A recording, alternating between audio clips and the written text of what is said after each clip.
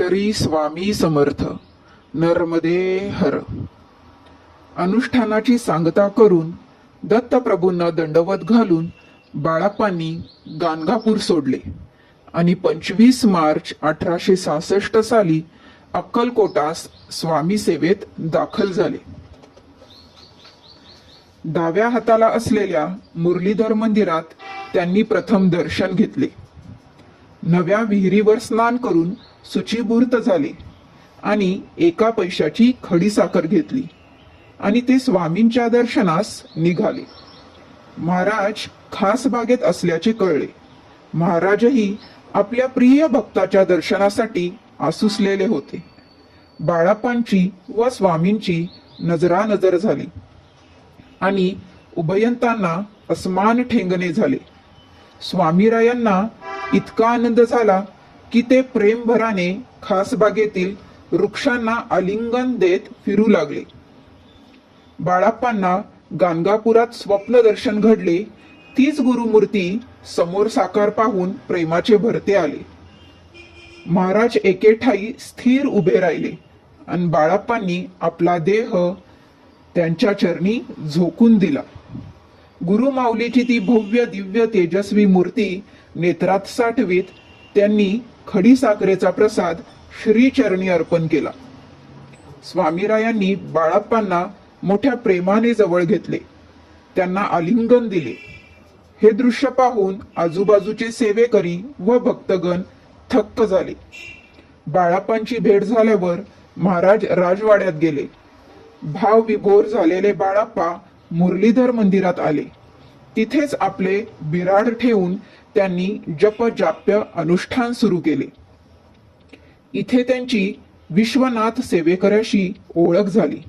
ते दोघे एकत्र दर्शनास जात.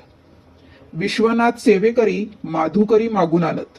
बाळाप्पांना माधुकरी मागण्यास संकोच वाटे, परंतु पुढे त्यांच्या ते अंगवळणी पडली. बाळाप्पा हे मारून मुटकून झालेले संन्यासी नव्हते, तर त्यांची वृत्ती ही संन्यस्त होती. त्यांचे वैराग्य उपजत होते. एकदा फुले काढताना काटे टोचून त्यांच्या उजव्या हाताचे बोट सुजले. ठणका लागून त्या वेदनेने ते बेजार झाले. दर्शनास गेले त्यावेळी त्यांनी आपली व्यथा धारिष्ट करून महाराजांना सांगितली. महाराजांनी म्हशीचे मूत लावण्याचा उपाय सुचवला. 7-8 दिवस म्हशीचे मूत लावल्यावर बोट पूर्णपणे बरे झाले. पुढे विश्वनाथ सेवेकरी श्रींच्या आज्ञेने द्वारकेस गेले.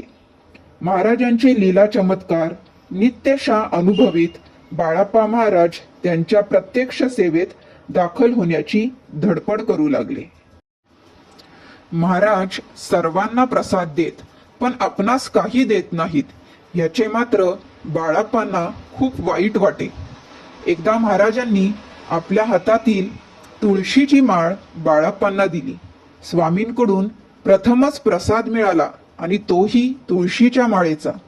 घरदारावर तुळशीपत्र ठेवून आलेल्या बाळाप्पांना तुझी यात्रा झाली का रे, असे महाराजांनी विचारले. बाळाप्पांना गृहत्याग करून 1.5-2 वर्षे झाली होती. त्यांनी गुरुप्राप्तीसाठी जी यात्रा आरंभ केली होती ती आता सुफळ संपूर्ण झाली असा त्याचा अर्थ होता. स्वामींना वंदन करून हात जोडून समोर उभे राहिले. बाळाप्पा महाराज स्वामींच्या पुढे कधीही बसत नसत, तर हात जोडून बाजूस उभे राहत असत. स्वामींचा अखंड सहवास लाभावा यासाठी ते जीवाचे रान करीत. स्वामींपासून दूर जाणे त्यांना मंजूर नव्हते. एकदा वैशाखाच्या भर उन्हात महाराज पत्तेबागेत बसले होते. सभोवार सेवेकरी व असंख्य दर्शनार्थी बसले होते. बाळाप्पा महाराज शेजारी उभे होते. सर्व कामे आटोपल्यावर ते स्वामींच्या चरणावर डोके ठेवून भिक्षेस जात. त्या दिवशीही सेवा कार्य झाल्यावर त्यांनी चरणांवर मस्तक ठेवताच महाराजांनी त्यांच्या पाठीवर थाप मारली. ती इतकी जबरदस्त होती की बाळाप्पांच्या देहातून वीज सळसळत गेली. महाराजांचा कृपाहस्त त्यांच्या पाठीवर पडला आणि त्यांचा अक्षरशः कायापालट झाला. मनाची चंचलता जाऊन वृत्ती स्थिर झाली. समभाव समदृष्टीचा प्रत्यय आला. मनातील संदेह निमले. विरूपाक्ष मोदींच्या वाड्यात प्रथम तुळशी माळेचा आणि आता हा कृपाप्रसाद बाळाप्पा महाराजांना प्राप्त झाला. बोला श्री स्वामी समर्थ. नर्मदे हर. जय शंकर. बाळाप्पा महाराज की जय.